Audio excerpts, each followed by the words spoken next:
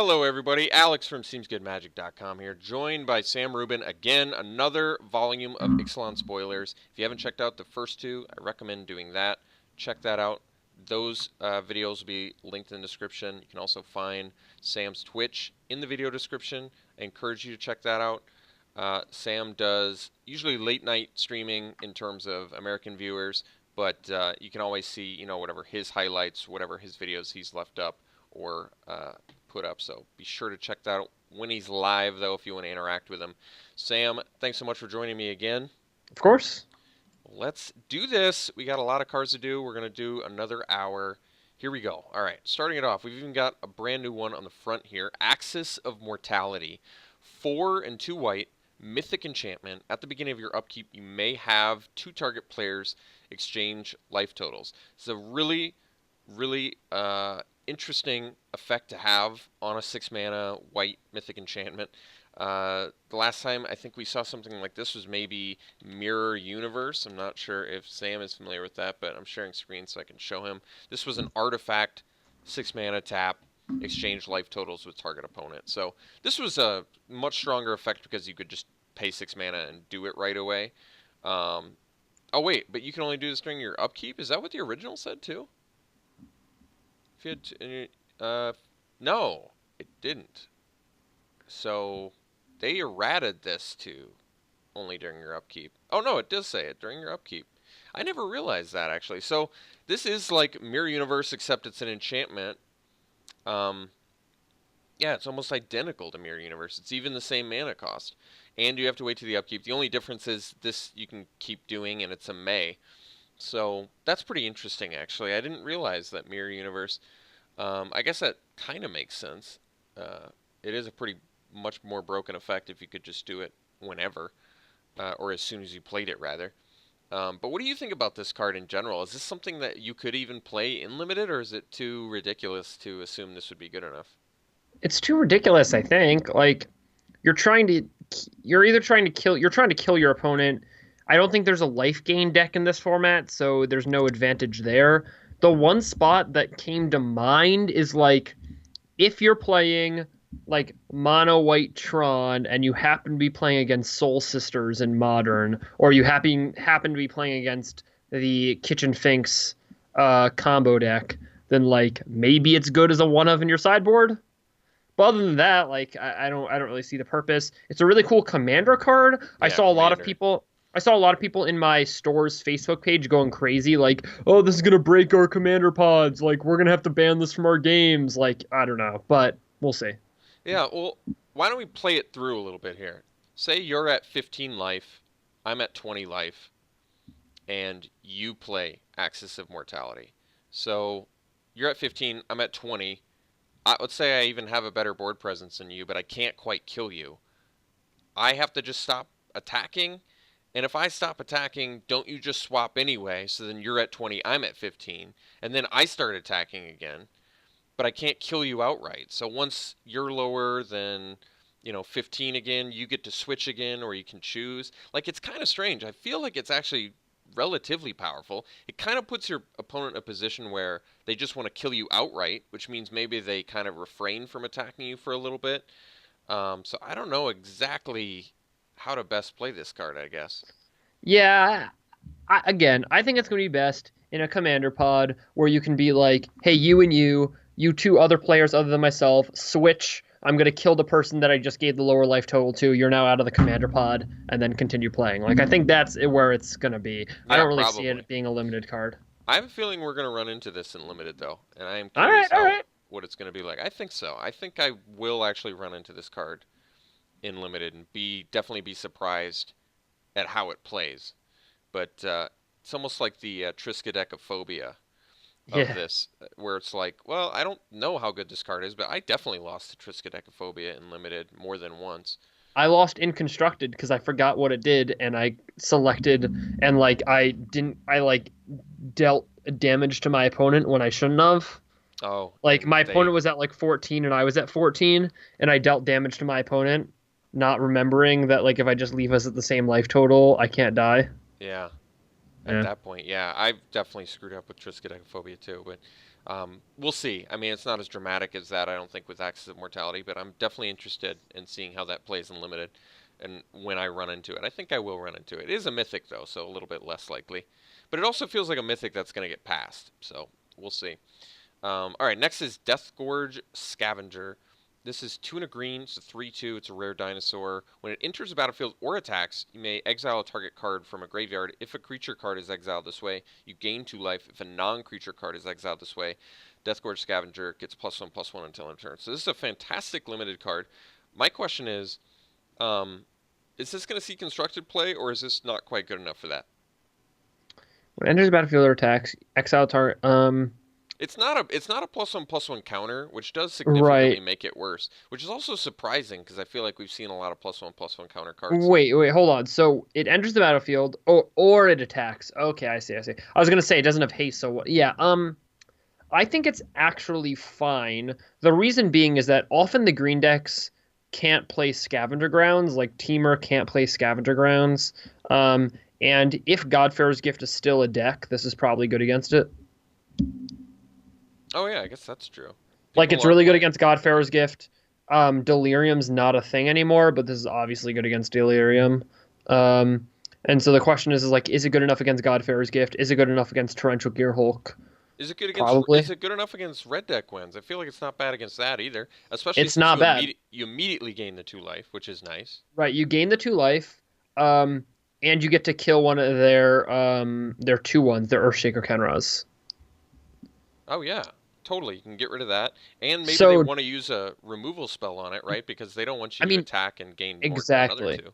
Exactly. Depending on the meta, this is actually probably like a solid 2 or 3 of in most green decks. Like, I think this might actually just replace Tireless Tracker, because it's not innate card advantage in the sense that Tireless Tracker was. Like, it's not very obvious, is what I mean by innate. I don't even know if I'm using that word correctly. I'm Yeah, terrible at I know what you English. mean. Okay. But like, it's not, you're not just drawing cards, but for every card, like every glimmer of genius you take out of a control player's graveyard basically means that they get one less card when they torrential gear Hulk, right? Every angel or whatever you take out of Godfarer's Gifts graveyard means that they can't, get it with Gate to the Afterlife. And then of course every Earthshaker Kenra you take out of Red's graveyard like gains you 2 life and means that they have one less card. So as long as you're using it in productive ways, you're basically gaining card advantage. Plus it's like a 3/2 for 3, which isn't terrible stats, and sometimes it's a 4/3. So Yeah, it like does okay in combat.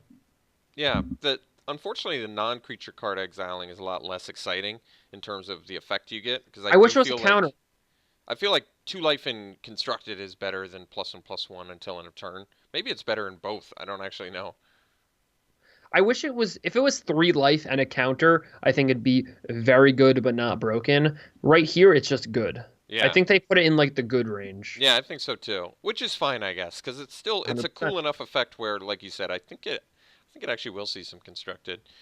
Um, all right, let's do this next one. This is another one of those. We did this in the last video. These are the legendary enchantments that turn into legendary lands. So this one is Legion's Landing, 1 white, legendary rare enchantment. When enters battlefield, create a 1/1 white vampire creature token with lifelink. When you attack with 3 or more creatures, transform it, and it turns into a Danto, the first fort, which taps for white, or 2 and a white, create a 1/1 white vampire creature token with lifelink. Really like this card a lot.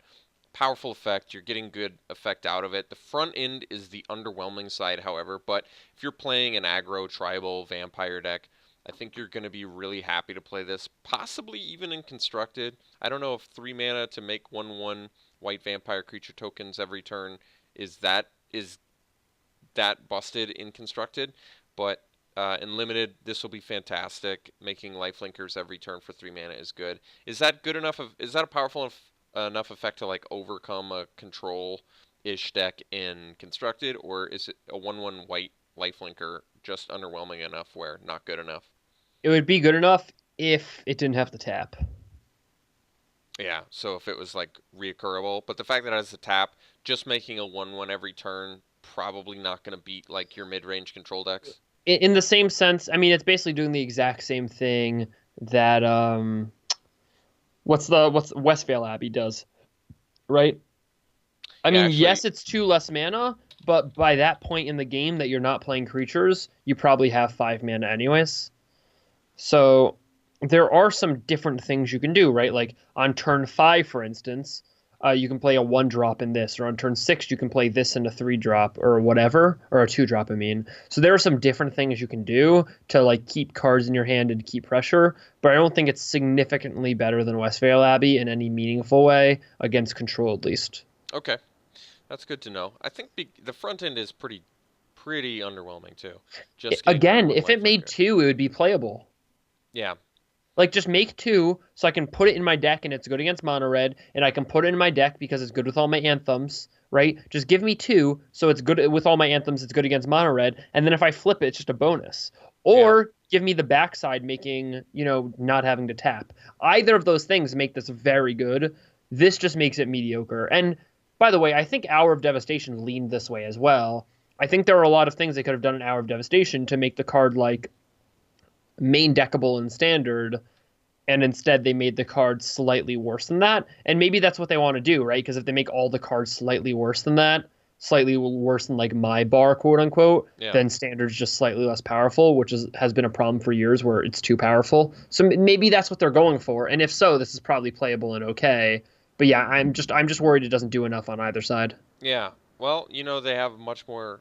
Occasionally, they have this kind of a cautious approach to printing cards, just because they don't want to break anything. But you always have to balance cautious approach versus you want big exciting cards to come out, Yep. so people are like, "Oh my God, this is game changing." So it, That's also not a fun card to play against. Like just coming from a designing point of view, I mean, I know you're designing a game, and so you're probably thinking about this, but like your opponent on turn 1 making a bunch of dudes that you're gonna have to like slog through to kill them, like isn't very fun gameplay. that's true. There's plenty of. We've seen a few feel bad cards actually already from this Right. set that I have some concerns about, like the bounce all of your non-land permanent card. And the exile all attacking creatures or whatever it is, Yeah, like and the exile. Those two in particular seem particularly feel bad, but we'll see as it comes. All right, another one. Vance's Blasting Cannons, 3 in a red, legendary enchantment, rare. At the beginning of your upkeep, exile the top card of your library. If it's a non-land card, you may cast that card this turn. So it's not free cast, but you can cast it. Whenever you cast your third spell in a turn, you may transform Vance's Blasting Cannon. So this turns into tap for a red, and then it's 2 in a red tap, deals 3 damage to target creature or player. Wow. So that's a very powerful effect. Actually like the front end of this card too. It's kind of precisely what a red deck would want. It's like I'm digging for burn spells or whatever to play. You have to presume a burn spell or a burn deck has a very low curve, so they're going to be able to cast 3 spells in a turn. Um, I think this card is definitely something Red Deck could use. The problem being the card itself doesn't really do what Red Deck wants to do, but that's not even true. It's more of like a sideboard red card, like what Outpost Siege kind of turned out to be, I guess. But did Outpost Siege ever just turn into main deck for Red Deck wins or not? not for red deck wins, but for big red it did. Okay. There was a deck that had Thundermaw Hellkite in it, or Stormbreath Dragon. Sorry, different time period. So it was playing like Stormbreath Dragon, Outpost Sieges, Boros Reckoners, and it just skewed a little bigger. Sarkin the Dragon Speaker, like it just skewed a little bigger. Okay. So it had Um, bigger payoffs for the Outpost Siege, the right. con side or whatever. But this is exactly like Outpost Siege, and I think the flip side might even be better against control. Um, Yeah. Now the issue is a non-land card, but you can cast 3 spells at a turn against control, right? You can load up your hand, even if they all get countered, you flip it, and all of a sudden they have to deal with your land, which there's not a bunch of great ways to in standard, or else you just kill them in a few turns. Yeah. Um, I, so it's I think this is phenomenal against control. Yeah, I do too. It's a very powerful effect. Um, is there, and maybe there won't be ways to, because we haven't seen it yet, ways to just transform cards with a card either. But if maybe there's some way to, maybe it's not even Right, worth your like time. Like, werewolf ways, like how you could like Wax of the Moon was like 1 and 1 green, transform all werewolves or something. yeah. So if there was a way to just transform this outright, but even that, probably not necessary. Like I said, I actually think the front end of this is pretty beneficial for a burn deck. So I like it. And it might even be good in limited. Like if red blue spells is a good deck, if I that think it's, happens to do work, I think then it's it's absolutely totally good. fine in that deck. I think it's absolutely good and limited. I would definitely I would actually first pick this. I think it's just How fine many as a first spells do pick. you how many spells are you aiming to play in your deck once you first pick it? How many spells? Because Yeah, it's because not it's only even non-land. It's only no, oh, it's non-land. it's Oh, not land okay. card, so it's not even like a Oh, non-creature thing. I I read it as non-creature. Okay, so it's non-land. That makes sense. So it's even better, Yep. basically. Yeah, I think it's great. All right, so we've done that full cycle. Let's move on. We've got this. This card is flavorfully amazing. Fleet Swallower. 5 and 2 blue. It's a fish creature, and whenever it attacks, target opponent puts the top half of his or her library into his or her graveyard, rounded up. So this is a fun. This is a very fun card. The problem with this effect in general is, um, like basically you're killing them. I almost feel like you're always going to kill them with a 6/6 before you kill them from that effect, because you can never technically just kill them. Or maybe you can if they have one card left in their deck and half of it rounded up would still be one. So I guess this eventually can just Yeah, mill because your you got opponent once you out. get them to two or whatever, you get them to one, then they draw a card and then they're dead. Well, they draw a card and then they get one more turn. I guess if you get Right. to attack again, then they are dead. You're wait. I guess they wouldn't lose. They still get the extra turn, but Right. regardless, I don't think this card is as good as it appears. It is seven I agree. mana. 7 mana is always the sort of defining, especially in limited. You want your 7 drops to just read like win game or something dramatically powerful. This doesn't quite do it for me, especially since it doesn't have evasion, it doesn't have trample, it doesn't have flying, it doesn't have a lot of things, and it is a 7 mana 6/6. So I'm a bit underwhelmed, but I'm definitely thinking this is a card that's going to kill some people in limited. What do you think, Sam? Look, in limited, it's fine. Is it the best card ever in limited? I don't think so. Is it the worst card ever in limited? I also don't think so. I think it's somewhere in the middle. I think it's going to see some play. I don't think it's a first pickable card. I think this is probably going to be like fifth, sixth, seventh, somewhere around there. It's also just a fun rare that I think people are going to have a lot of fun with, Yeah, especially in formats like Commander, where you can just say mill 50. yeah, that's true. Once again, there actually have been quite a few fun commander cards. Like if you think about it this way, basically all of those legendary enchantment land cards seem like they're awesome commander cards. Insane, yeah. So they're doing good for that. But yeah, I agree with your assessment. Not a first pickable card. I do not recommend first picking your fleet swallowers. Next we have Sword Point Diplomacy. All right, this is a very interesting card from my perspective. 2 and a black, sorcery rare. Reveal the top 3 cards of your library. For each of those cards, put that card into your hand unless any opponent pays 3.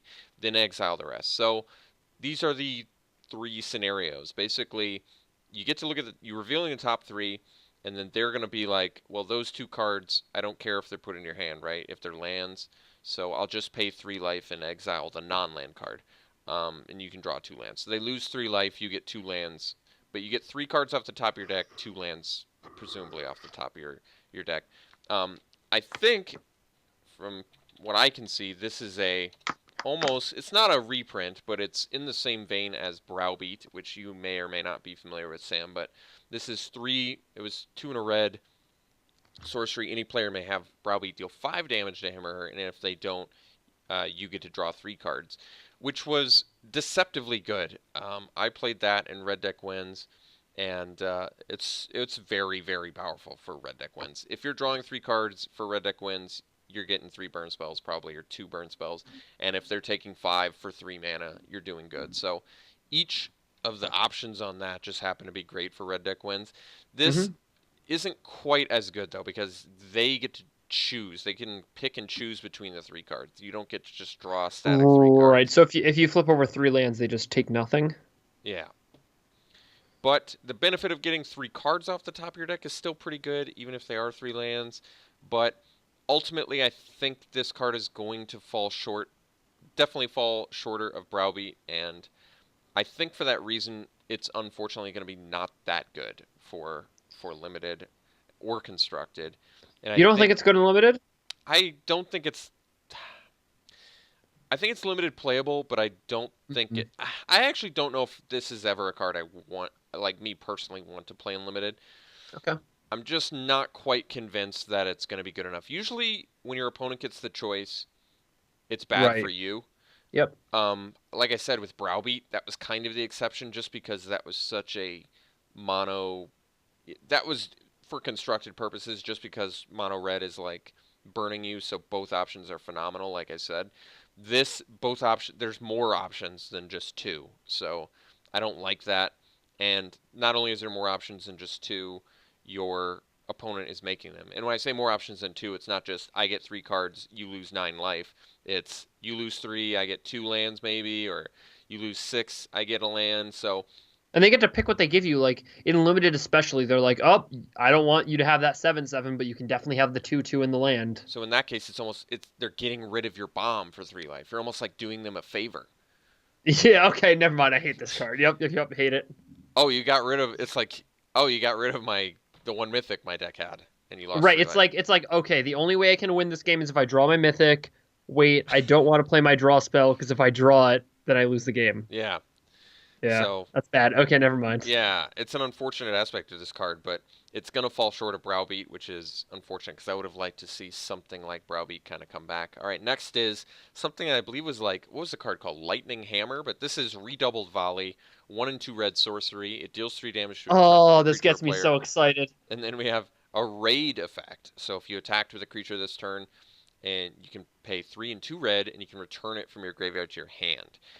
So obviously a fantastic card for red deck. This definitely seems like something that I mean for limited, 100% you're gonna play it if you're in red.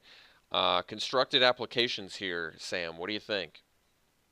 Oh my god. Okay, people ask me all the time, Sam, you tell us all about how you love red. Sam, all your SCG top eights are with red decks. Why don't you play mono red? It's because mono red right now is not a red deck. I said it here first. Those cards, they look red, but if you put on your 3D glasses, you can see right through that. Okay, they're not red. They're just cards that have red signs. Whatever. I don't know. The red decks I like kill you with burn spells, and they feel better. And I don't know how to explain it. This card feels like the kind of card I want in my red deck. So does Searing Spear. I'm gonna put some Searing Spears in there. I'm gonna have some of this dude. I'm gonna have the 3 mana Menace guy. I'm gonna have a bunch of shocks. Like I don't know what's gonna happen, but I'm gonna do a bunch of damage. Yeah, I mean, absolutely agree. It's almost now.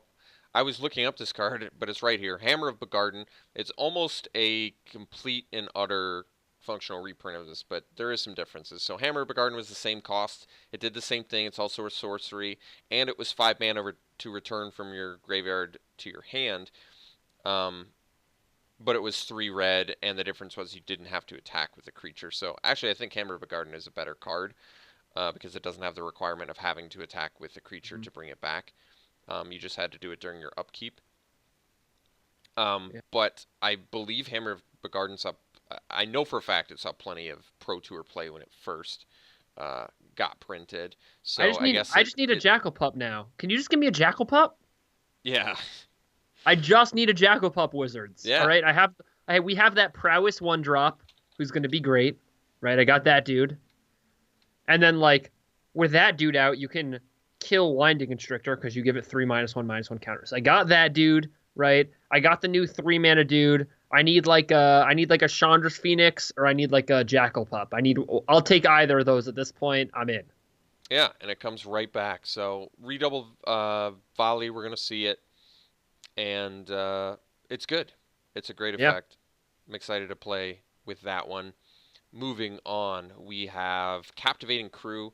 This card seems crazy to me for limited. This is 3 and a red, 4/3, rare human pirate, and it has 3 and a red, gain control of target creature an opponent controls until end of turn. Untap that creature, it gains haste. Activate this ability only anytime you could cast a sorcery. This seems like one of those cards that's just absolutely game shatteringly good in limited.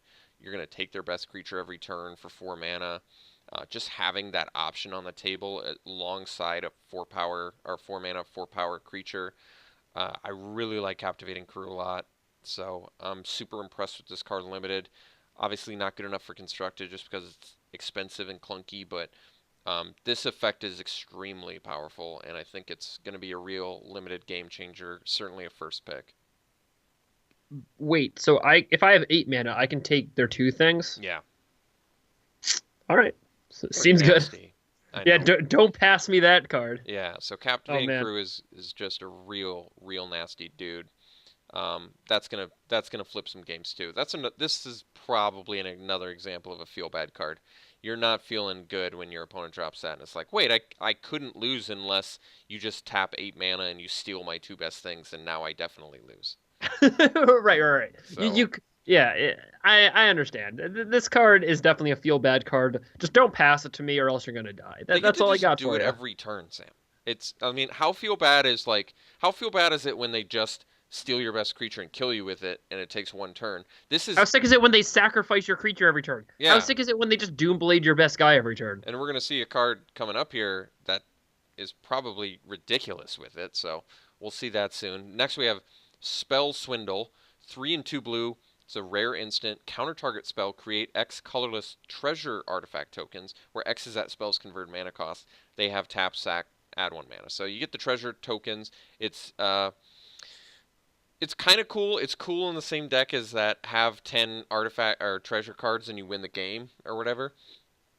But in general, 5 mana counter spells not that exciting, uh, and you're not getting like broken sort of effect from it. Like compare this, for example, a card that would be similar to this would be like Draining Welk, which was 6 mana, and you get a flash flyer. I mean, you get a creature with +1/+1 counters equal to spell's converted mana cost. So I guess the real question, Sam, is wouldn't you rather just pay 1 more mana and get a win con than pay 1 less mana and get a bunch of treasure tokens? I'm not excited about this. I think it's going to be okay in the same way that Conspicuous whatever card, the 5 mana counterspell, you get 3 clues. Like Yeah. that card's okay as like a one of in some decks and some control decks. I think this is similar, where it's going to be okay as a one of. Like it puts you way ahead on the mana advantage side. Um, but yeah, this card isn't insane, right? Am I wrong? This card No. isn't insane. You don't want this in your limited deck. Like you might play a one of in your standard deck if like someone dares you on stream or something. Yeah. Like I don't know. So not particularly excited about this. Do not first pick it. Highly recommend against that. Moving on, we have, let's see here. We've gotten through most of these. So we are on to Ruthless Knave, 2 and a black, 3/2 uncommon Orc Pirate, and it has 2 and a black, sack a creature, create 2 colorless treasures, and then sack 3 treasures, draw a card. I actually like this card. I think this is a good limited card. Um, the fact that you can sack in response to a removal spell is actually pretty useful, and then convert your treasure into draw. I mean, sacking 3 treasures is kind of a cost to just draw 1 card, but a 3 mana 3/2 is like always playable and limited, and the fact that it's got an extra ability on top of that actually makes this card okay in my mind. So, is it a first pick slam dunk? I don't think so. Is it a card that you're probably always going to play in your black deck? I think so. I think this probably doesn't get cut from your black deck very often. It never gets cut. Like unfortunately, you when you sacrifice the 3 treasure to draw a card, you don't also get the mana, or else it'd be sick. But like, yeah, I don't mind. I don't mind playing this ever. If I wish you got to make 3 artifact tokens Yeah, when you sacked a creature instead of 2. it's not But the I best guess you have to. conversion rate, is it? No, but I mean there are spots I guess where you're gonna be at the end of the game. You're gonna like you have a treasure or whatever. You're gonna chump. You're gonna sack your dude, draw a card, and then like maybe you'll win because of it. So Yeah. that does happen. And Um, black card advantage with a creature, it's good. It's a good thing. And there's no yeah, real downside. I mean, you are sacking a creature, which I guess is kind of a downside, but you're choosing when you do it. It's not like the traditional black card advantage effects, which usually mean I pay life or something like that. So it's got its cost is not bad, I guess is what I'm trying to say to draw to get some card advantage, which I kind of like.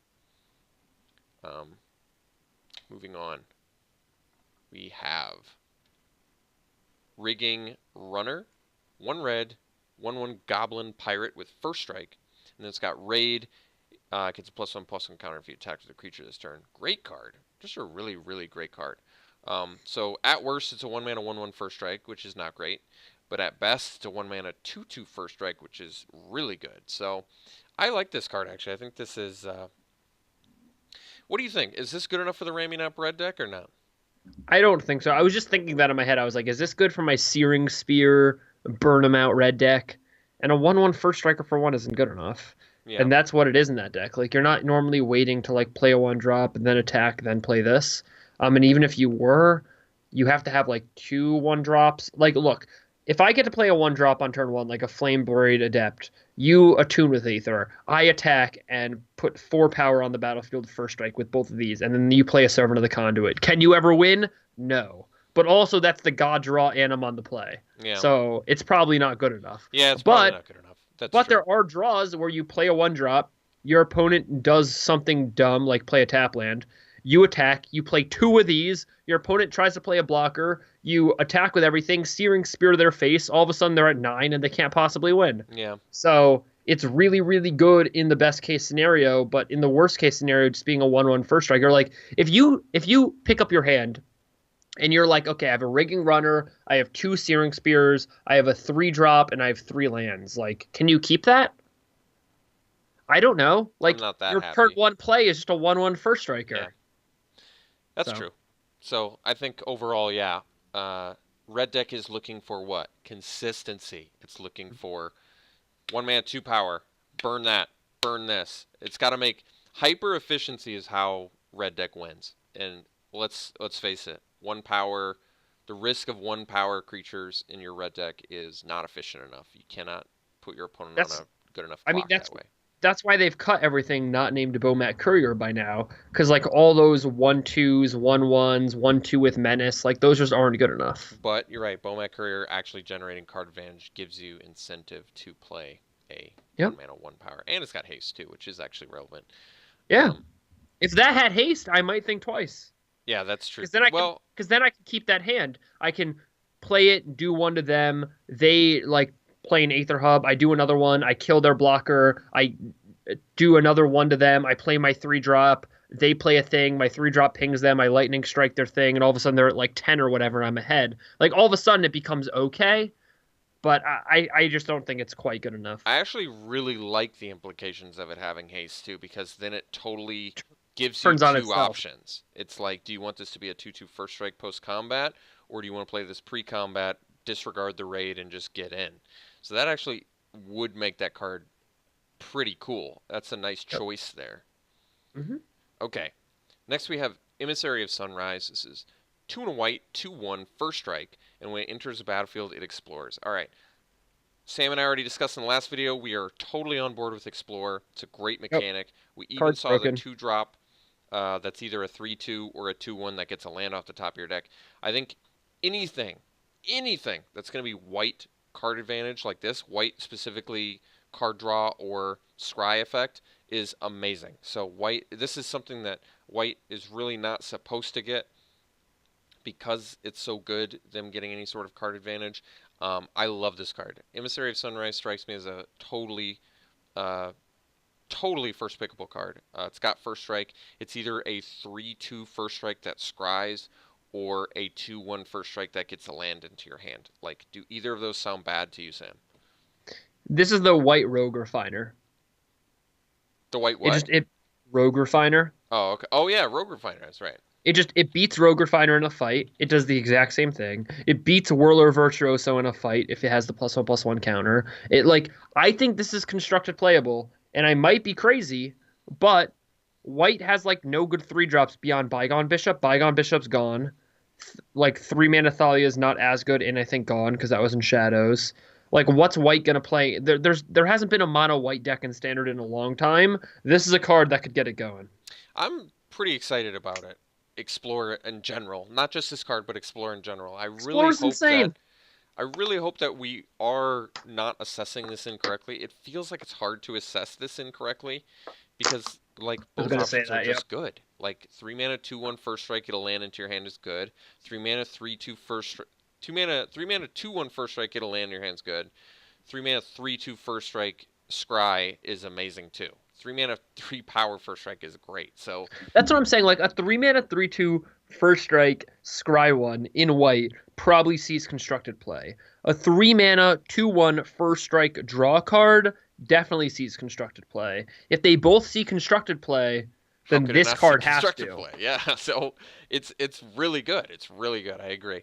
That's cool. Okay, next is Raiders Wake, 3 and a black, uncommon enchantment. Whenever an opponent discards a card, that player loses 2 life, and it's got raid.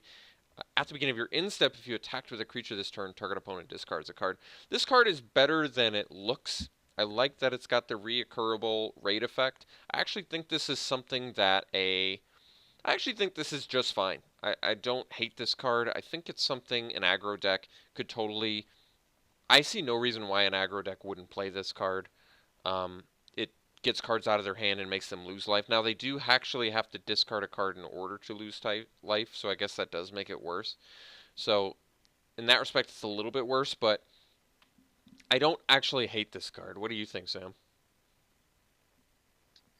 Yeah, so these cards have notoriously not been up to snuff. There was that enchantment like Waste Not. Is that what it's called? Yes, we can look at There's that that. enchantment a while ago that had a similar effect. When people like basically you were incentivized to make people discards that you can make 2/2s, I believe, or that you could like do other stuff with it, like gain life or whatever.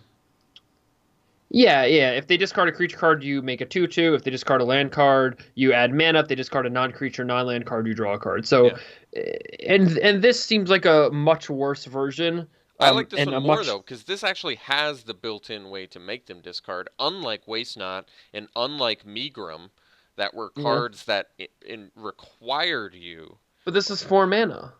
True, it's more expensive, but like Megrim required you to play cards that makes your opponent discard. Like both of those Yeah. cards are actual unplayable unless you have cards that make your opponent discard. This Right. one gives you an effect that's a bit minor, just your opponent losing 2 life, but it also allows you to make them discard every turn if you're attacking them. So I actually think I like Raider's Wake more than I like Megrim and more than I like Waste Not, but at the same time, they don't actually lose life unless they're discarding cards. So once you've gotten them to the point where there's no cards left in their hand, it doesn't really do anything anymore. But I Well, that's actually my think this issue. card is okay and limited. That's my issue with it being 4 mana. Is by the time you get to turn 4, when you play this, like, are you playing this on turn 4 when they have 3 cards left in hand? I And then what are assume you so, doing on? yes. And then so you're playing this on turn 4. You're attacking, and then you're making them discard. I think so, yeah. You're and lose 2 life. So it's four Right. mana, attack with my dude. If it gets in, you discard another card, you lose 2 life, and then next turn, hopefully I can attack you again, make you discard another card at the end step, and you lose. So ideally, on turn 4 and 5, by turn 5 with this, you're making them lose 4 life and discard 2 cards, which is not terrible. But you have to attack, and if you draw it in the late game, it does nothing. Like whatever. It's. I think there can be a case made for that it's better than Waste Not because of the like way for your opponent to have to discard. But I'm not a fan. I'm not like amazed by this card, but I actually feel like this is a card that when you play against it or play with it, I feel like it's gonna be relatively impressive. There's gonna be at Okay. times, especially when they have 1 card left in their hand, where you're like, oh, Raider's Wake, I am gonna destroy you now, attack you, Sure. you lose that last card, lose 2 life. So we'll see. I'm not blown away by this card. I don't recommend first picking it, but if you're an aggro black deck of any sort, I actually do think Raider's Wake is better than it seems. All right. All right, next we have Lightning Rig Crew. 2 and a red, 0/5, uncommon goblin pirate creature. Tap, deal a damage to each opponent. Whenever you cast a pirate spell, untap Lightning Rig Crew. Super fun card. I'm a big fan of this. 100%. Yeah. Probably not quite good enough for constructed unless you've got a super tribal pirate deck. But Yeah, I don't limited, think it's good enough, but it's fun. limited. Say this is the only pirate in your deck. Do you still play it? I do. No, You don't? no, it doesn't go to a creature. Yeah, but I still feel like it's probably good enough. It's a big butt. Protect you plus ping your But opponent down. you don't even play Moaning Wall. Like how often did you play a Moaning Wall? And that cycled and had 6 toughness. I feel Like, would you like rather have cycle or this? Like I feel because you like have a no other red deck would pirates. rather have a ping each opponent each turn effect than a black deck would have a 2 colorless cycler. I think. That's my assumption. If that's true, then this is better. I'm just not sure. Okay. I think people are gonna I mean, what do you think of the God Pharaoh land? The 0/4 pinger? Right. That's interesting. I would have to look at the card again. Is it? Can you scroll down to it? The Or 0-4 wall dude. yeah. Or That's wait, what are that's you from talking? Hour or whatever. I forget its name. Wall of maybe it's in here as one of the cards. No. Hmm. Let me go to Hour of Devastation. I've only played the card 1,000 times, so why would I remember its name? Yeah, I don't know. Let's. I'm totally blanking on what you're talking about, so that's Oh, why I'm asking I for see. I context. see. What's it? Wall of Forgotten Pharaohs. Oh, right. Yep. Um, yeah, so that comes down a turn earlier and is colorless, so that's probably why it's slightly better. But that was good. So maybe this is good. That card was actively good. That Or card turned is out to be actively good. not great. I guess you're right. Good is the right word for it. But I lost to Wall of Forgotten Pharaohs plenty, and I have Right, lost against it plenty in Hour of for Devastation. sure. But there were decks that you wouldn't play it in. So I guess the issue here is that you're paying one more mana and a colored mana for an extra toughness and this extra ability with pirates. So maybe it's good. The reason that wall ended up being good is because there was a lack of two drops and the format was kind of slow. So you could stop your opponent's 2/2 for a few turns while you set up and like got your stuff together, and then you could go on the offensive. Four was kind of the magic, or is kind of the magic number in Hour of Devastation Limited too, because Yeah, there is a lot of 3-power creatures. But maybe five will be the magic number in this set. You never know. We've seen quite a few good 4-power creatures. we'll see. So again, if this fits in nicely with the curve and nicely like look, if the O4 right wall the Forgotten Pharaohs or whatever that was called, if that card had been in the previous set, like Amonkhet or whatever, I Yeah. don't think it would have been played. But because it was in a slower format where four was the magic number and you had time to cycle your lands and play tapped lands and stuff, that's why it was good. So we'll see what happens here. Okay. If there's not a lot of three drops and the format's kind of slow, it might be good. But I wouldn't keep my hopes up. Okay. And I wouldn't be excited to first pick it, but I would. I feel like every red deck I play would probably play Lightning Rig Crew, Yep. regardless of whether I'm a pirate deck or not. All right, next is Adanto Vanguard, one and a white, 1/1, uncommon vampire soldier. As long as it's attacking, it gets +2/+0. And you can pay for life and make it gain indestructible. This card's actually pretty good. I feel like it's kind of exactly what a vampire deck wants to do, um, or an aggro vampire deck rather. And I mean, the problem is it's not a good blocker, so it's not for every deck. But if you're an aggro vampire deck, I'm pretty sure you're happy to play a 2 mana, 3-power attacker and something that they're pretty hesitant to block if you have a spare 4 life to make it indestructible. Like, what do you think, Sam? Yeah, I mean, can this go in my mono white standard deck with Emissary of the Sunrise? Can I just have like a 3/1 indestructible attacker with my 2/1 first strike draw card? Can we Probably. have those in the same deck? Yeah, I think so. I All would right, all right. I would probably jam this card. I feel like this could actually see constructed play for your aggro vampire deck. I don't see why not. 2 mana, 3 power is certainly good enough for constructed, and the fact that it's got the upside where they don't, like I said, they don't really want to block it. If you're gonna be able to pay 4 life and give it indestructible, there's sometimes where you have so many creatures where you just turn this sideways into their blocker that's like 2/4 too, because it's like, okay, they can block that but they can't block your other guys now, and then if you pay 4 life this gets indestructible. So um, Right. in that scenario you're not even killing any of their guys, but you're also not losing your guys. So I feel like the versatility on this is actually pretty good. Like I I would said, agree. it's very narrow, it's very single-minded in what it wants to do. It's not for every deck, but I kind of like it. I think Adanto Vanguard is actually a pretty good card. Yeah, I think it's totally fine. All right, next we have Daring Saboteur. 1 and a blue, 2/1, rare human pirate creature. Has 2 and a blue. It can't be blocked, and when it deals combat damage to a player, you may draw a card if you do discard a card. I mean, this is just a fantastic. I would definitely first pick Daring Saboteur. It's a great effect. It's pushing damage through unblockable when you have a spare 3 mana, and it has a relevant ability. I really like this card. What do you think, Sam? Can we talk about the sick like J/Peter Pan mashup of a character we got on the card? Yeah, I Can like we the zoom art. in? This is great. Very cool. It doesn't look like a Oh man. pirate though, honestly. I don't know. This is pretty Peter Pan-y. Like he's obviously like on the side of the ship. He's got like the rope coming down to make sure he doesn't fall. He's about to go slay someone with a sword. I'm a fan. But I never considered Peter Pan a pirate. He was a pirate fighter, wasn't he? He fought against pirates.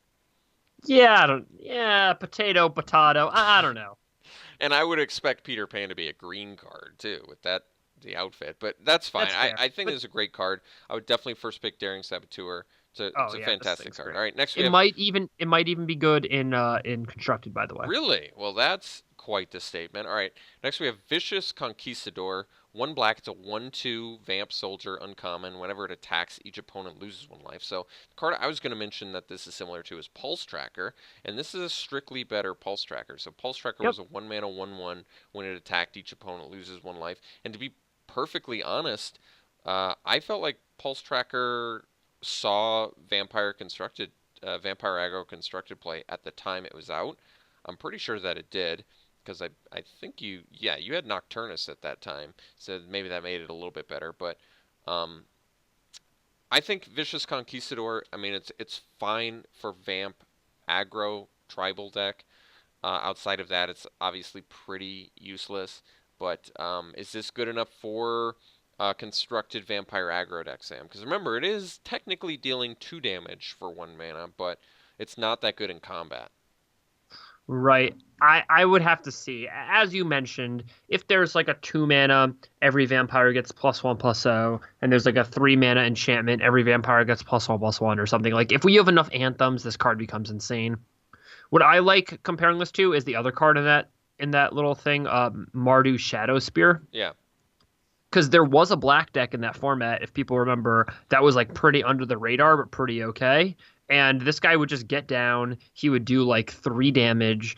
You could leave him back in the long game because you didn't want to attack. And then when you were sure, you could alpha with like all your Mardu Shadow Spears and a few other dudes, and they would block the bigger dudes, but the Mardu Shadow Spears would still be doing 2 damage. And so you could kind of like win end game combats that way, just by going super wide with these guys. I vaguely remember And that too. so, I remember this card being sort of a sleeper because on its surface it really does look underwhelming. Basically, all of these cards look underwhelming on the surface, but they end up being deceptively good in the uh, you know, aggro decks or just high damage, low mana cost decks. and if you ever get like 3 of these in limited, just watch out. Oh yeah. Oh If yeah. Because this is going to be going around late, and I don't know how much Vampire Synergy is going to be in limited. It seems like there's going to be a little bit, but not a lot. And so if there's not a lot, and there's not a dedicated Vamp deck, and this guy just like wheels around the table, and you happen to pick up 2 or 3, and you're in an aggro black deck, I mean, this is going to be good. Yeah, I'm a fan for that deck, but it is narrow in its applications again, so be cautious. It's pretty much 100%. Vampire Tribal aggro only. Next we have Charging Monstrosar, which is a crazy word, but this is a great card. 4 and a red, uncommon dinosaur. It's a 5/5 trample haste. Very efficient. Red is not notorious for getting this level of efficiency without some sort of like downside or weird sort of setup cost. This is just static 5 mana, 5/5 trample haste. Honestly, this rivals green in my opinion. This rivals green in terms of efficiency for ability. So this is absolutely good enough for first pick in my opinion, and I think it's a great limited card. What do you think? This card's insane. Like, how do they even print this? Like 4 years ago, they were like, "Wait, can we print a 2/3 for 3?" Like, I remember when like Nessie and Corsair a 3/3 for 3, like they would print it in like a core set, and people would be like, "Oh my god, we got a 3/3 for 3 in green," and all of a sudden we get 5/5 trample hastes in red. Yeah. Un- Well, I mean, Unbelievable. the power creep is real with creatures. I talked about all the time how every time I play with Baleful Ammit in Limited, I'm always like, how does this card exist? Like, Right. how did they print a 3 mana, at worst 3/2 lifelinker, at best 3 mana 4/3 lifelink? Like, to me, this card at uncommon too just seemed ridiculous. So they really are getting ridiculously efficient with creatures now, and I think that charging Monstrosar is definitely representative of 2017 card power levels, creature card power levels. So super good. 100%. I definitely think this is good enough to first pick. If you've just been beating down the whole game and then you top deck Monstrosar and you just play it and swing, I mean, so much damage output going with this. Like if this were a 5 mana 5/5 haste, I'd be happy. If this were a 5 mana 5/5 trample, I'd be happy. 5 mana, 5/5 trample haste. They tacked on so much over the top synergistic stuff with this card that it really is just crazy looking, isn't it? It's insane. Yeah. Huge fan. So I definitely think No, this big is, thumbs up for sure. yeah. It's not even 3 and 2 red. They didn't even make the cost bad. Like everything about this card is phenomenal. Okay, next is Ranging Raptors. Tuna green, 2/3 uncommon dinosaur. It has Enrage, so when it's dealt damage, you get an effect, and the effect is search your library for a basic land card, put it onto the battlefield tapped, and shuffle your library. So, what do you think about this card first? At first I see it's a 2/3 for 3, and I'm not super pumped. Then I see that if when it's dealt damage, you may search a library for a basic land card, and so I'm like, huh, I get a 2/3 for 3 that's going to trade, and I'm going to get ramped. That's not bad. I actually don't think They this card is bad, and I think because it's a 2/3 too, it's probably deceptively good. Like, how happy are you if this blocks something and doesn't die, and then you get to ramp, and then later it blocks trades, and then you get to ramp again? If you ever get 2 ramps off of this, you're super happy. Plus, it's a fixer because it's any basic land card. I'm on board with Ranging Raptors actually for limited. I think it's good. But I think this card might even be good if you just like play it on 4, like so we'll wait around for a while, play it on 3, wait around for a while, chump your opponent's 4/4, 5/5, 6/6, get ramped a land, like then you just paid 3 mana for fog ramp 1. Like that's not bad. That's not bad either, and that's like kind of worst case. In best case, it's beating down your opponent. You're still attacking in with it, and they don't have anything. So Right. I actually think best case scenario is you play it on 3, they attack with their 3/2, you block with this, and you get to trade ramp 1, and now you get to play your 5 five drop. drop, yeah. So That's insane. yeah, so you get to play your charging monster Sar on turn 4. So Ugh. yeah, great card, or not great, good. We'll give it good. Yeah, I think any green deck would play this card, though. I don't see why a green deck would ever not run this card. So I I agree. do like it. All right, next we have Perilous Voyage. 1 to blue, uncommon instant. Return target non-land permanent you don't control to its owner's hand, and if its converted mana cost was 2 or less, scry 2. So very good against tokens. You bounce a token, you get to scry 2 and kill the token. Other than that, at least you can target any non-land permanent without upside. All in all, I kind of like this card actually. I think it's pretty good. What do you think, Sam? I think this is good and limited, and I think it's going to construct it. I think this is going to replace anticipate or like be a fake anticipate in a lot of spots. Yes, you don't get the card, but instead of getting a card, you get to bounce their thing. It's good against aggro decks. It's okay against control decks where you can like bounce a planeswalker, bounce a cast out, whatever. And the Scry 2 is really meaningful, so I'm I'm definitely a fan of this. I think, yeah, I actually think you're right. This is probably an example of a card that's super playable and limited, but maybe even possibly more playable and constructed just because decks are designed to be cheap. So, especially against like a red deck wins, it's like 1 drop and you're like, Yeah, or okay, just 2 mana bounce it, scry 2. exactly, or just being able to like hold up censor and then your opponent plays like a long tusk cub. You're like, I don't want to censor that. I'll bounce it scry to, you know? And That then on turn 3, your opponent's like, well, did they have the censor or did they only have the perilous voyage? If they had the censor, I can't play my rogue refiner because that's going to get censored. If they didn't have the, if they don't have the censor, then I should play my rogue refiner. And then, then you're like shielding yourself, you're scrying, you're making the game go longer, you're just doing everything you want to do. Yeah, so the blue decks want the game to go long. Scrying early, especially, can help them do that. So, very good card. Next, we have Makeshift Munitions. This is that card I was talking about earlier that combos insanely well with that uh, Active Treason Vampire. This is 1 in a red, uncommon enchantment, and then you pay 1 second artifact or a creature, and it deals 1 damage to a creature or a player. So, I actually like this card. If you're hyper aggro deck, I don't see why this card's bad. It does have a bit of a requirement, but it's also like one of those cards where if you're on a stalemated board, you can kind of just play this and sack everything and win. Even if you're not on a stalemated board, it's one of those cards that can sort of like whittle your opponent down. Like you just have a bunch of little creatures and they have a couple fatties, and you're just like, okay, I'm gonna block and then I'll sack my dude and deal 1 to you. Okay, I'll chump, block, sack. So it can add up to a good amount of damage. But all in all, it's not a first pick in my mind. It can be maybe like a build around card if there's enough active treason effects in this format. It would be in my mind, a fun build around card for those styles of deck. But what do you think? Well, Goblin Bombardment, which was 1 mana for this exact same effect, was, or maybe it was only player, but Goblin Bombardment was playable in like M14, I believe, and that's because there was active treasons everywhere. Um, and so you would just there were like the 4 active treason, 6 sacrifice outlet deck was like a real deck. Oh no, it's the same mana cost. Okay, you just don't have to pay. No, but it was an artifact too. So you do have to Oh, pay okay, for the other one, but you get to do artifacts instead, and right, it's more flavorfully fitting to this format because it's like you can see, a pirate ship and a cannon or whatever.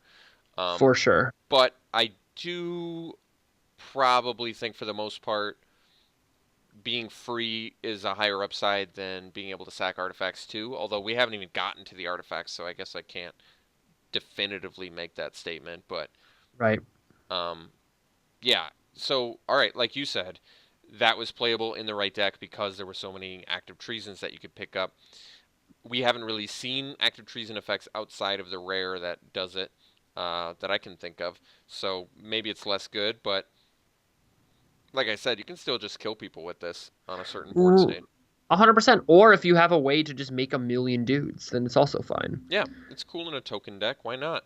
Right, So like if you're I making all like your it. vampires, It's you can I just mean, like, it's yeah, great against the X ones, right? Aren't you pretty happy to be like, okay, you have that great X one. I guess I'll just sack this dude and kill it. So yeah. Or pretty. even if you're even in that deck with the vampire guy that turns into a land, like every turn you get to make a chump blocker and then deal one to them. Yeah, that's true. It's okay there too. Yeah, It's gonna have some uses in limited, I think. and I think it'll go fairly late. Like you could expect Yeah, to wheel makeshift munitions, and that's not a super unlikely scenario, I don't think. Unless there's one like a dedicated archetype to it, then it'll become a little bit less likely, but because it's an uncommon. But I don't know how likely that is yet. So I would hope that this would wheel, especially early on.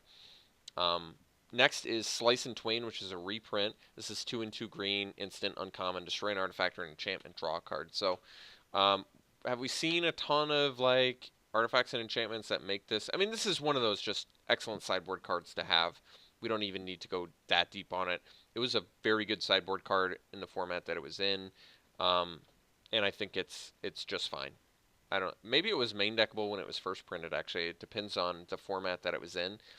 Like obviously, if it was in a artifact enchantment extensively, you know, if there was a lot of those existing in the format, it's much better.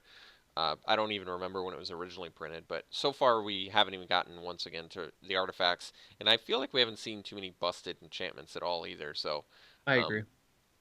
I would probably expect it to be a sideboard card for the most part. All right, next Duskborn Sky Marcher. 1 mana, 1/1 flying vampire cleric uncommon, and then you can pay 1 white and tap. Target attacking vampire gets +1/+1 until end of turn. It's a deceptively powerful effect, and I kind of like that it's a 1/1 flyer in white on the front. Like at worst, it's a 1 mana, 1/1 flyer, which isn't great, but it's actually not bad for like what a tribal vampire deck wants to do. And I actually do think the activated ability on this is quite good. So I kind of like Duskborn Sky Marcher. It's not like a slam first pick, but it's a card you're happy to run in your vampire deck. I actually think like I said, the attacking vampire gets +1/+1 is deceptively good in situations where you have a lot of like 2/2 vampires or 2/3s. It makes their blocking a lot more difficult to make work effectively. What do you think, Sam? Yeah, this is a card. This is another card that's much better in constructed than it is in limited, I think. Interesting. I think in constructed, you're gonna be happy to get in like 3 damage with this guy and then like another 3 by tapping it. Or in That's constructed. a bold Yeah. statement, Sam. You really do think this is better for constructed? Yeah, you play it like so let's just take like two of the three like the 3 best decks in the format. Right now, you would say are gonna be like God Pharaoh's Gift, Raminap, Red Teamer. They don't lose anything.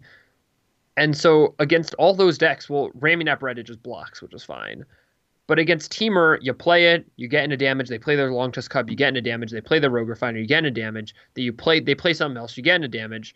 Like you're getting in like 3 to 4 damage. If they play a Whirler Virtuoso, you're getting in like 2 damage and then trading for 3 energy, which is pretty big. Or you're getting in 2 or 3 damage before they play the Whirler Virtuoso, and then you're, beefing up something else, maybe something with lifelink, maybe something with trample, maybe something with evasion of some sort. I think this is pretty good and constructed. All right. Well, you heard it here first from Sam, so we'll see. We're going to Yeah. finish this row and then we'll call it a quits. We're right at the hour mark here. So next we have River Sneak. 1 in a blue, 1/1 uncommon merfolk warrior creature. It can't be blocked. And whenever another merfolk enters the battlefield under your control, River Sneak gets +1/+1 until end of turn. So I like that it's unblockable. That's a good, obviously, the best type of evasion you can have is unblockable. But how often are you going to be attacking with a 2/2 unblockable? There's things I don't like about this card. It doesn't block well for 2 mana, so it's obviously made to attack. But what are we looking like for a green-blue aggro merfolk deck? Is that how green-blue has been designed? Has it been designed to be Omega aggro? Because I feel like we've seen more of the uh, cute utility weird effects. Like we saw that enchantment whenever you play a merfolk card, you get a merfolk creature, which actually does work well with River Sneak, quite well with it, getting the hexproof dude. We've also seen that green merfolk where whenever you cast a non-creature spell, it gets a +1/+1 counter, which is fine with this, but not like amazing. So what is that deck trying to do, Sam? Is Merfolk trying to be aggro, or is it trying to be like card advantage weird stuff? They're trying to be aggro, I think, but if this card, why can't this just be +1/+1 counters? Too good. Too good? Too good. If it's +1/+1 counters, because plus one Oh plus yeah. one is not good enough. Oh yeah. I think if it would be, it would still probably be really good even if it wasn't unblockable and it got +1/+1 counters. The fact that it would get +1/+1 counters and be unblockable would make this card way too good. And in All limited right, or constructed, I think it would be way too good. all But right. Can you just give me like plus? I don't know. +1/+1's not good enough. You're saying +1/+1 counters is too good. I think Can it just be? yeah, and +2/+2 would be too good too. The problem is I don't think the design is wrong. I think the design is actually right, and I think it's just it doesn't fit amazingly well. I think it honestly is going to see play. I don't see why it wouldn't, but it's not going to be really good. I don't think it's 2 mana, 1 power most of the time. If your deck has like 12 other merfolk, maybe you're hitting for like 6 damage over 3 turns, and then you're just hitting them for 1 every turn. I do like that it's unblockable. I don't want to say that it's unplayable because it's not. It's not that it's unplayable. It's just I'm not super excited by this card. Yeah. I'm certainly going to go up against it quite a few times. I'm more curious how often am I going to be drafting it, and I feel like I'm going to be drafting it less than the average player, but maybe it's one of those cards that'll really impress me, and it'll be Yeah. like, I mean, it gets to the point where of inevitability where if you don't deal with it, you're going to lose to it. So it does have that going for it. It's one of those cards where you just have to swing with it every turn because unblockable. You want to take advantage of that. You want to get your convert mana cost worth. So overall, I'd evaluate it not super highly, but probably better than my initial gut reaction of it is, but I think probably lower than a lot of people looking at it are immediately thinking, All right. All right. if that makes sense. Yeah. No. Totally. Okay. Next we have uh Bishop of the Bloodstain. This is the first I'm looking at this card. 3 and 2 red, 3/3, uncommon vampire cleric. When it enters the battlefield, target opponent loses 1 life for each vampire you control. So this is sort of like the Gray Merchant. I wonder if they have that on there as one of the cards. Actually, they No. don't, but that's kind of what I was expecting. That's what it reminds me of is Gray Merchant, which if you guys Which is also a five mana card. So Gray Merchant of Asphodel turned out to be just a really, really fun card from Theros. But that was a 5 mana 2/4 with each opponent loses X life, where X is your devotion to black. But I guess you also got to gain the life. So I guess in that sense, it's a bit worse. The gaining life in limited was kind of a big deal, and it didn't require that you had a bunch of vampires. So I kind of, I guess, think Gray Merchant is probably And it was better a than Bishop. common, right? So you could draft around it. Yeah, Bishop you can draft around, but it's a little more difficult. You need quite a few vampires. But at the same time, the vampire deck is probably beating your opponent down a lot Yep. harder than the Gray Merchant decks were. So in that respect, I actually like Bishop quite a bit as your what you're topping out at, right? You Agree. beat them down for 5 turns. On turn 5, okay, I'll play this. Maybe I'll make you lose because it also does count itself because it's into the battlefield. So maybe you make them lose 4 or 5 extra life on turn 5, which can be debilitating. So Yeah, and you have it in multiples because it's uncommon. Can you imagine having like 2 of these? You play them back to that's what I'm back. saying. The best thing about Gray Merchant was that you used to get to go like Gray Merchant to Gray Merchant, and then Yeah, they were that did just some nastiness for sure. So yeah. that's yeah. I think Bishop of the Bloodstain is the real deal for a vampire deck. Obviously not very good outside of that. And the final card we're going to do today, Savage Stomp, tuna green, uncommon sorcery, costs 2 less to cast if it targets a dinosaur you control. That's interesting. Put a +1/+1 counter on target creature you control. Then that creature fights target creature you don't control. So Ooh. it's a strictly better Hunt the Weak, which was totally playable in limited.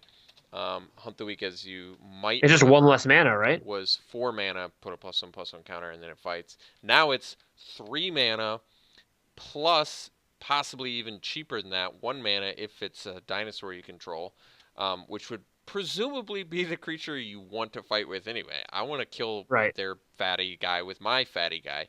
So uh, obviously super super playable and limited. This is one of those cards that you could definitely first pick. And what do we like about it, Sam? Is it playable outside of a dinosaurs deck? Absolutely. Oh my God, yes. And it might even be playable like it might even be just be playable in constructed. I Like don't know, Sam. Are you it sure? might be. No, I'm obviously not sure, or else I'd buy them all, you That's why he know? said might, I guess. But Yeah. yeah, I don't know. If there's cheap, efficient dinosaurs, it could definitely be good enough. I mean, that would be kind of cool. But Yeah. all right, that's going to be it for today. We did another hour. I'm sure we still have plenty of cards to go through, but it's tough to get through all these cards. Some of them are more exciting than others. Certainly some talk I've read in the comments about if people think this is going to be more of an aggro format because we're seeing tribes. Is what do you think, Sam? Are tribes usually indicative of this is going to be an aggro format? Would you say? Yes, just because tribes need to work together for the tribe to be effective, and when cards work together, they usually become more powerful, which usually means attacking, which usually means being aggressive. Okay, so if that's the case, then maybe some of these expensive dinosaurs are not going to be good enough because the dinosaur tribe would be the one tribe that has all of the expensive stuff, whereas the merfolk pirate tribes and the vampire tribes would all have much lower curves. So that'll be interesting to see. Thanks so much once again, Sam, and thank you, viewers, for tuning in. We'll love to read your comments. Check out Sam on Twitch, twitch.tv/s Ruben. What is it? S Ruben. I have it Now written it's down. Samball 49. Sam Ball 49. Sorry, Yeah, I so have it. I have it whenever I type in Twitch, it just auto goes to Jamie and Twitch, so I don't pay attention to that anymore. But yeah, Samball Jamie's also 49. awesome, by the way. If you're not an early morning or late night person, Jamie Topples is also awesome. Oh yeah, that's true. So that's kind of perfect actually that you and Jamie are on kind of like completely different Yeah, stream I, I schedules. I host her and I host Semulin a lot. Like he'll often be like me, and then I'll host her or I'll host Semulin. Okay, so you can find Sam on Twitch. He's generally doing it late night, all night. So thank you, Sam. Thank you, viewers. We'll see you soon.